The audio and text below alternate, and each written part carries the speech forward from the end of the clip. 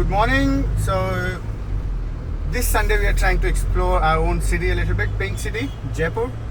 I was born and brought up in Jaipur and I've seen most of it, the urban part, but I'm now trying to explore some really good jungle spots, like places to hike, some spots where you can go relax, explore the flora and fauna, and sort of,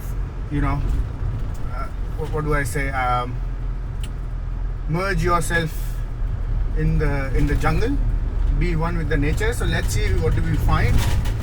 We do have a four-wheel drive with ourselves, so hopefully we can explore some harsh terrain as well.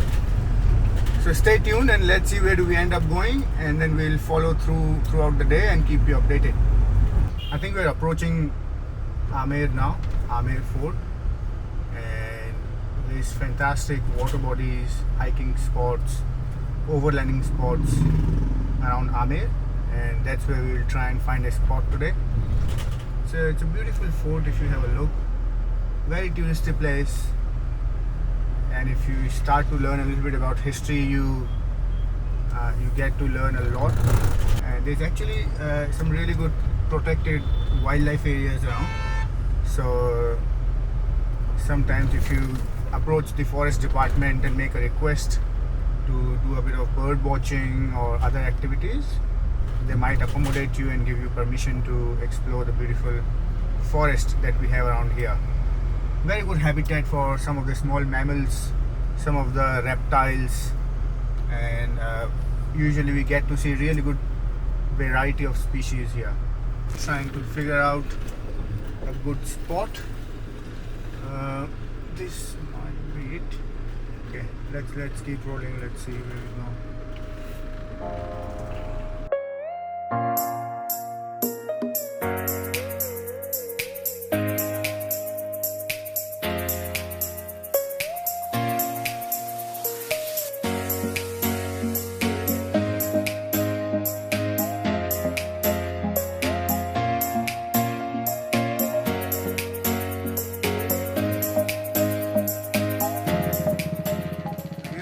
In the beautiful foothills of the Aravalli ranges, and we have found a little bit quiet spot, an isolated spot away from the urban lifestyle. We have set up a little portable workstation here which we will be working on. I tend to work a couple of hours a day when I go outdoors, and then we have the whole day planned ahead of us. I don't know if you can see, but in the background over there is some really nice trekking spots where we will be going and exploring this spot.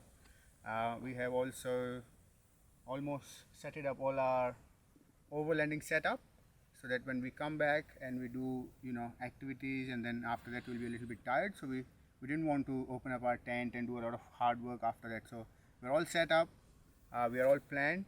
I'm just gonna do some work for a couple of hours, and then we will go out for a trekking once that sun is not that harsh. And then there might be a few friends visiting me who live around, so we'll say good day to them, and then that'll be it. So stay tuned. Let's get some firewood now. Share some tips with you, whatever I know, some little tips. So when we build a fire, wherever you are building it, there is usually three kind of stages and fuels for it. That one over there that you see, that I was trying to chop off, and it's a little bit hard. It's going to take some teamwork. This is called the fire fuel, which is the last kind of fire, the main fire that you build. This right here is what I call a kindle. This is this kind of wood can be good for kindling, which is a continuous, constant sort of fire, which is the mid stage. And then at the end we have a little bit of this. In Hindi we call it ghas foos, and the English term is tinder. Tinder means a chingari, a little spark. So that's good for sparking. Then you move on to, from tinder you move on to kindle, which is a constant fire, and then when you have to cook a meal, that's when you move to the fuel, which is called firewood. So we have got everything available. We're just gonna chop it off and make it a little bit more stackable.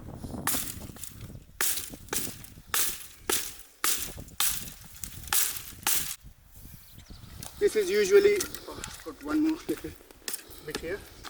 This is a good piece for kindling, and you start from one side. I think it's a little bit wet, but should work. And then start building a fire from these sort of long logs. We have now got beautiful soft sunlight, which means now is the time where we can start doing some activities. It's about 3:30 in the afternoon. We've got really beautiful day, soft sunlight again, and now we think we are going to go somewhere on that side. You probably can't see that in the camera, but we'll go for a little walk, explore the area. We will obviously make sure our car is safe, all our base is safe, and then we'll try and share some knowledge and some visuals with you of where we are at. I've got little furry friends over here.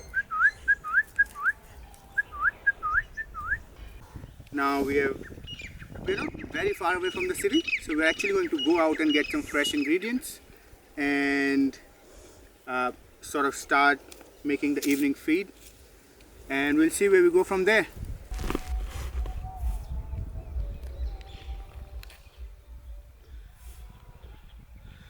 Whew. I'm a bit puffed out.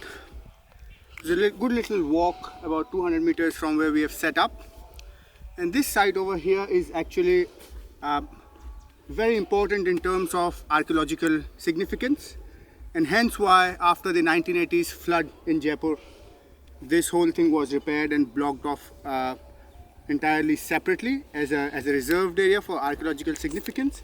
What you see over here to my left is actually a pretty nice sort of property, a resort, but unfortunately due to forest area surrounding everywhere and all these boundaries and whatnot, this has been locked out for over 7 years now.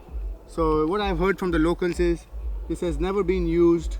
It was a brand new property of one of the business tycoons in India, but unfortunately now such a beautiful place, but it has all been locked out. Nobody can enter here for the greater good. What I mean by saying greater good is obviously the decision has been made in the favor of this forest, of the environment around this property.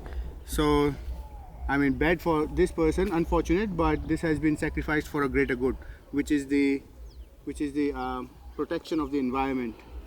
So it's about 5:30 now, and we have almost got that nice little golden hour effect coming in, and we have started cooking 5 minutes ago. I don't know if you can hear, but there's actually peacocks in the background and several other birds around that are making these sounds, and in about 30 minutes we will start to receive some really good shots, so we'll wait for that. But until then we have started cooking, and we'll show you around when we go there what we are cooking, and yeah, we hope that it becomes more beautiful and it amplifies the effect of the jungle as we start to see the sunset.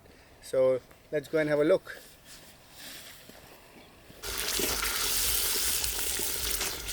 So I think after spending about 8 years in Australia, living there and moving from places to places, one thing that was always close to my heart was going outdoors, camping and cooking. And the thing that I missed the most during those 8 years in Australia was Indian food. So here we are cooking the Rajasthani style goat meat, and it takes about good 2.5 to 3 hours to cook, and it's very flavorous. And the actual cooking and camping is only enjoyable once you have your local resources. So even though we have our stove, we have the butane gas, we have the multi-fuel stove, we have the LPG gas, we have got everything available in our car, in our overlanding setup, but we are not going to use it until as the last resort. So we sourced some local wood from here, which you can find plenty of them around us, cut them up and then use them as your fuel. That gives you that nice taste of charcoal and that wooden dish taste. I mean, I'm not sure what's the exact terminology, but it's just beautiful when you eat the meal that's cooked on wood fire. We've got our little friends. We have got attention of our little friends over here, and these guys are pretty good at smelling, so they must have smelled something good.